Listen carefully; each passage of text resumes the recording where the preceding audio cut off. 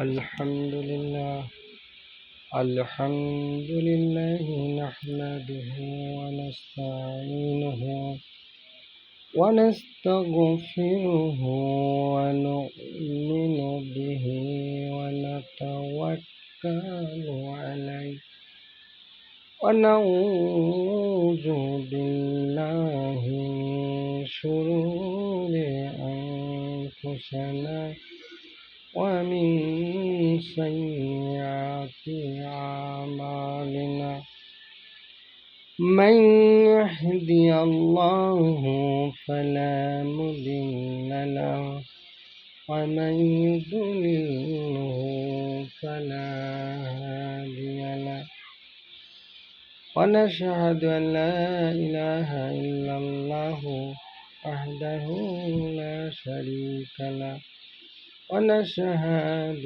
أن محمدا عبده ورسوله الذي أرسله بالحق بشيرا ونذيرا وداعيا إلى الله بإذنه وسراجا منيرا فقد قال الله تعالى في كلامه المجيد الفرقان إن الله وملائكته يصلون على النبي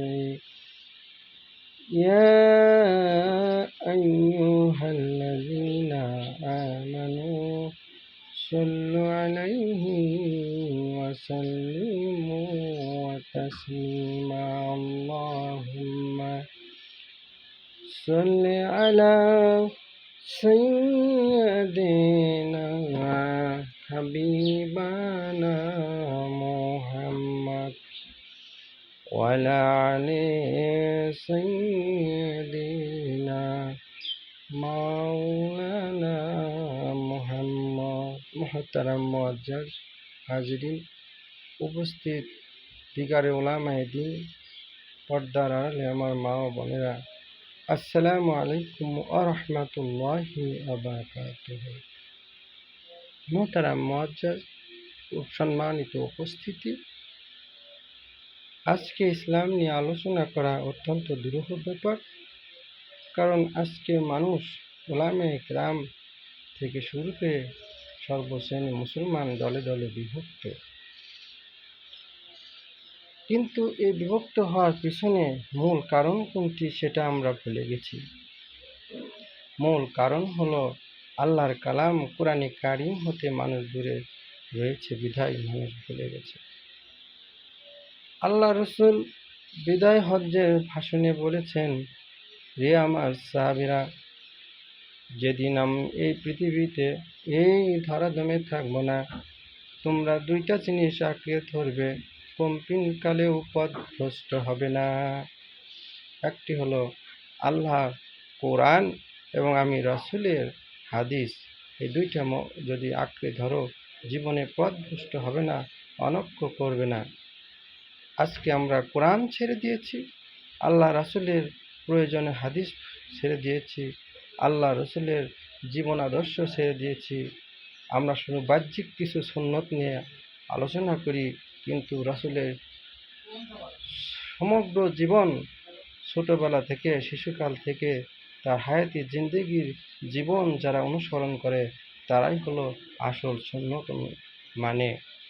কিন্তু আমরা শুধু দাড়ি টুপি জুব্বা এই সহজ সুন্নতগুলোই মানি, কিন্তু আল্লাহ রসুলের জীবন আদর্শ সারা জীবনের কৃতকর্মগুলো ভুলে গেছি।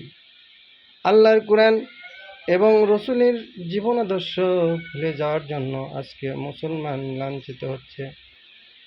বাবারা আমার, ইসলামকে বুঝতে হলে কোরআনের পতাকা তো নিয়ে আসতে হবে। এই কোরআন কি, কোরআন সম্পর্কে বিস্তারিত নলেজ না থাকলে ইসলাম বোঝা যায় না। এই কোরআনের বাড়ি কোথায়? আল্লাহ রাব্বুল আলামিনের কোরআন। এই কোরআনের আবাসস্থল হলো বালুহা কুরআনুম মাজিদ ফি লাউহিম মাহফুজ। লাউহ মাহফুজ থেকে কোরআনে কারীম নাযিল করা হয়েছে। এই কোরআন সম্পর্কে আল্লাহ রাব্বুল আলামিন গ্যারান্টি দিয়ে বলেন, যালিকাল কিতাবু লা রাইবা ফিহি হুদাল লিল মুত্তাকিন। এই কোরআনের মধ্যে বিন্দু পরিমাণ সন্দেহ সংশয়ের অবকাশ নেই।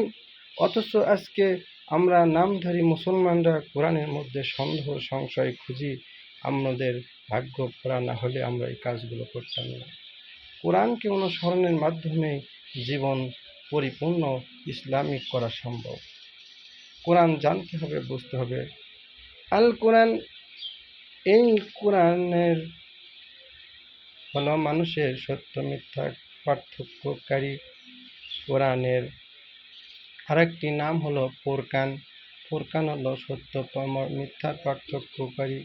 সত্য কোনটা, মিথ্যা কোনটা, এটা বোঝার জন্যই কোরআনের কাছে আসতে হবে। আল্লাহর নবী জনাবে মুহাম্মদুর রাসূলুল্লাহ সাল্লাল্লাহু আলাইহি ওয়াসাল্লাম দিন কায়েমের জন্য অনন্তকাল প্রচেষ্টা চালিয়েছিলেন। হিলফুল ফজল গঠন করেছিলেন, সামাজিক কর্মকাণ্ড পরিচালনা করেছিলেন, অনেক কিছু সেবাধর্মী কাজ করেছিলেন।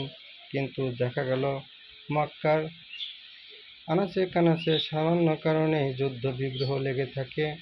কিন্তু এই হিলফুল ফজলের কর্মসূচি দিয়ে এগুলো বন্ধ করা সম্ভব হচ্ছে না। তখন আল্লাহর নবী চলে গেলেন হিরা পর্বতের গুহায়। সেখানে ধ্যানমগ্ন থাকা অবস্থায় জিবরাইল আমিন হঠাৎ হতচকিতভাবে উপস্থিত হয়ে সূরা আলাকের 5টি আয়াত জানিয়ে দিয়েছিলেন। এই 5টি আয়াত হলো, ইকরা বিসমি রাব্বিকাল্লাযী খলাক, খলাকাল ইনসানা মিন আলাক। পড়ো তোমার প্রভুর নামে, যিনি তোমাকে সৃষ্টি করেছেন জমাট রক্ত থেকে। তাহলে পৃথিবীর বুকে সর্বপ্রথম আয়াত হলো পড়া, কোরআন পড়া, আল্লাহকে জানার জন্য পড়া। তাহলে আমরা সঠিক পথ পাবো। অথচ আমরা কোরআন থেকে দূরে সরে গিয়েছি। আল্লাহ রাব্বুল আলামিন আমাদের কোরআনের পতাকা তলে ঐক্যবদ্ধ হওয়ার তৌফিক দান করুন। আজকে এখানে শেষ করলাম। আসসালামু আলাইকুম ওয়া রাহমাতুল্লাহ। আমার মোবাইল নাম্বার 01741080051, 041080051।